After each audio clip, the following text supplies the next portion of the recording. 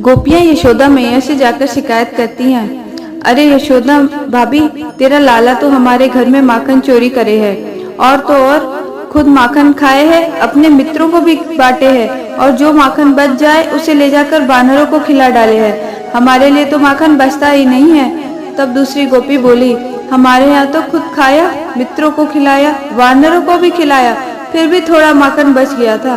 तो यशोदा मैया कहती हैं, तब तो तुम्हें थोड़ा माखन मिल गया होगा ना गोपी। तब गोपी बोलती है, ना मैया, जो माखन बचा तो कन्हैया ने वो मटकी ही वहीं फोड़ दी और पूरे घर में माखन फैला दिया, और दीवारों पे माखन, जमीन पर माखन, हर तरफ लेके माखन का लेप कर डाला।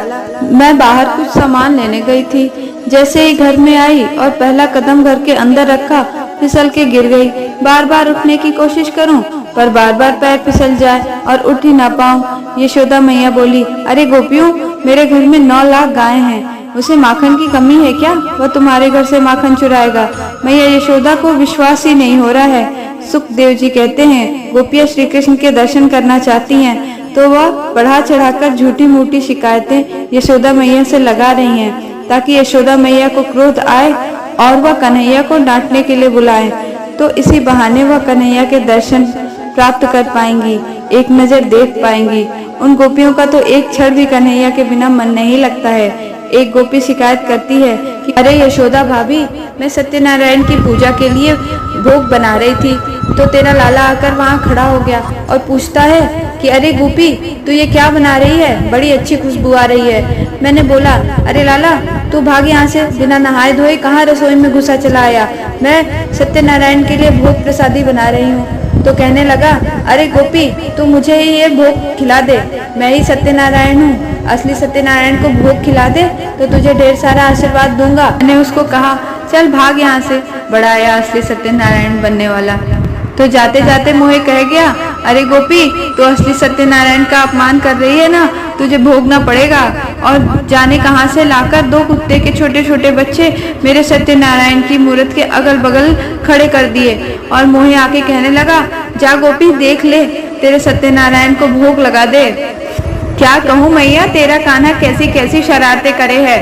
गोपी यशोदा मैया से शिकायत लगा रही है और झांक झांक कर इधर उधर चारों तरफ देख रही है कि कहीं से कन्हैया की एक झलक उसको मिल जाए, पर कन्हैया उसको कहीं दिखाई नहीं दे रहे हैं। तो और भी बढ़ा चढ़ाकर शिकायतें कर रही है, ताकि यशोदा मैया कन्हैया को आवाज दें और कन्हैया जहाँ भी है वहाँ से दौड़ा दौड़ा वहाँ पे आए, तो उन सब गोपियों को मैया के दर्शन प्राप्त हो सके।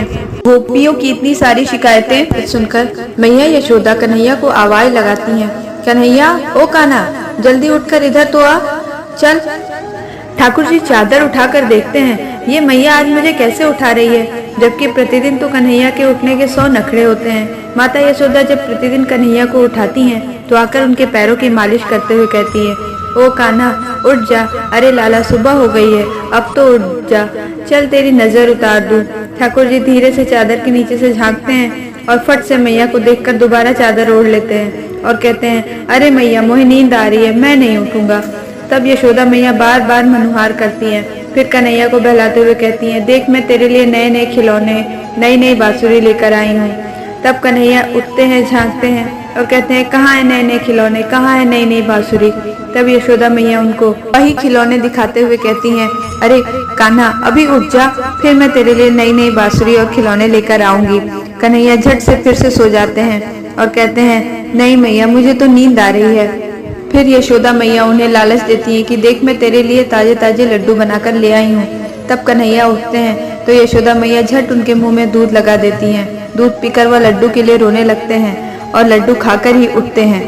रोज तो मैया मुझे ऐसे नहीं उठाती है कन्हैया, पर आज मैया गुस्से से कन्हैया को आवाज दे रही हैं, तो कन्हैया धीरे से पालने से उठते हैं और छोटे छोटे कदम बढ़ाते हुए मैया की तरफ आते हैं, आंखें मलते हुए, धीरे धीरे कदम बढ़ाते हुए, उबासी लेते हुए। जैसे ही वह मैया को देखते हैं और वहाँ ढेर सारी गोपियों को देखते हैं, तो वो डर के मारे अपनी मैया के आंचल के पीछे छुप जाते हैं।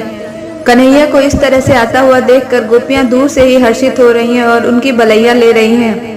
कितना प्यारा है कृष्णा, कितना प्यारा है यशोदा का नंदन। ऐसे नींद में भरा हुआ तो और भी प्यारा लग रहा है। उनके मनमोहन रूप को देखकर सब गोपियां मोहित हुई जा रही है। पर मैया यशोदा तो गुस्से में है। कन्हैया को देखकर कहती हैं, क्या रे कन्हैया, तूने इन सब गोपियों के घर में माखन चुराया है? और भी जो शिकायतें गोपियों ने यशोदा मैया से कही थी, वो सारी शिकायतें एक एक करके यशोदा मैया सब कन्हैया को बता रही हैं और कहती हैं, ये सब गोपियां शिकायत करने आई हैं कि तूने इन सब के घर में क्या क्या कारनामे किए हैं। नींद में भरे हुए कन्हैया ने इतनी सारी शिकायतें सुबह सुबह सुनी तो से उनकी आंखों में ढेर सारे आंसू भर गए और उन्होंने मैया के सर पर हाथ रखकर कहा, मैया मैं तेरी कसम खाता हूँ, मैंने कुछ भी ना किया। मुझे तो यह भी नहीं पता है कि ये सारी गोपियां रहती कहाँ हैं और उनके घर किस किस गली में है। पर यशोदा मैया तो कन्हैया की कोई बात सुन ही नहीं रही हैं और उन्हें डांटे ही जा रही हैं। तब कन्हैया की आंखों में जैसे ही आंसुओं की धारा बहने लगी, सारी गोपियां कहने लगी, अरे नहीं नहीं यशोदा भाभी, कोई बात नहीं है, कन्हैया हमारा भी तो है, हमारा माखन खा लिया तो क्या हुआ, कन्हैया के लिए तो हम माखन बनाती हैं, आप कन्हैया को मत मारो, हम सब जा रही हैं। कन्हैया को डांट खिलवाकर सारी गोपियां वहां से कन्हैया को नजर भर कर देख कर चली गईं।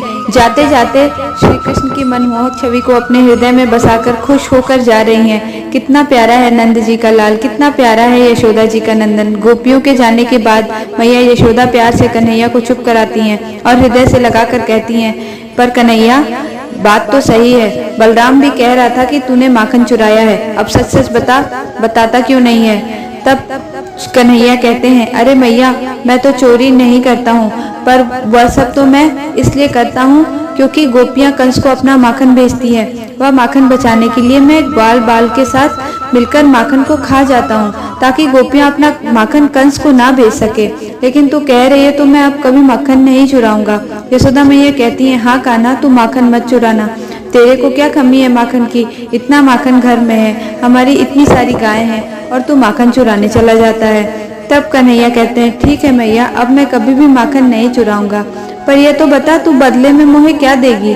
तब यशोदा मैया कहती हैं, क्या चाहिए तुझे कन्हैया। तब कान्हा कहते हैं, मैया मैं सौगंध खाता हूँ कि मैं कभी भी चोरी करने दूसरों के घर नहीं जाऊंगा, पर तू मेरा ब्याह करा दे। मेरा ब्याह कब कराएगी मैया। मन ही मन हंसते हुए यशोदा मैया कहती हैं, अरे कन्हैया तू तो इतना छोटा सा है, अभी तो चलना सीखा है तूने, तेरे दांत भी अभी पूरे ना आए हैं और तुझे पता भी है कि ब्याह करना क्या होता है। किसने बताया तुझे ब्याह के बारे में। कन्हैया कहते हैं, अरे मेरे मित्र सखा है ना मैया, वह कहते हैं, अरे कन्हैया अब तो तू बड़ा हो गया है, अब ब्याह कर ले। तो मेरा मन हो रहा है कि मैं ब्याह कर ही लेता हूँ मैया, तू मेरे लिए एक छोटी सी गोरी सी दुल्हन ला दे। तभी यशोदा मैया कहती हैं, अरे तू तो खुद ही इतना छोटा सा है, तुझे और कितनी छोटी दुल्हन ले आनी पड़ेगी। तो कन्हैया कहते हैं, बस इतनी छोटी सी ला दे जिसे मैं जेब में रखकर गाय चराने चला जाऊं और जब मन हो तो उसे निकालकर उससे बातें कर लूं और फिर वापस जेब में रख लूं और वापस जेब में रखकर घर चला आऊं। तब मैया उनकी बात सुनकर मुस्कुराते हुए उनकी बलैया ले रही हैं।